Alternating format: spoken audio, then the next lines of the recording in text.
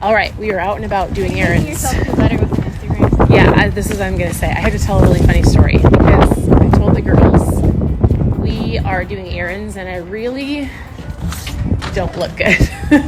If I showed you my whole outfit, you might laugh at me. Okay, here's my really funny story. Years ago, when we lived in Oklahoma, listen, it's very important. We lived in Oklahoma. I didn't know anybody.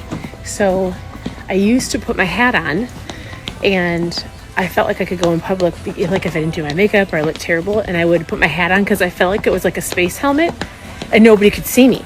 And for years, I would go to the store and nobody would say like, hey, Stephanie, because I didn't know anybody. But I felt like I had this shield of like, if I have my hat on, nobody can see me, so it's fine. Now, all right, so here's the funny thing. We moved back to Minnesota, right? Let's say 5 years later.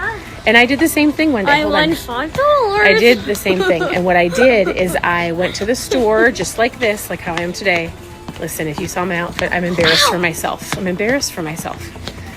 went to the store wearing my hat, and all of a sudden somebody said, Stephanie, hi. And I went, you can't see me. I have my shield on. And I was so mortified that somebody could tell who I was with my hat on.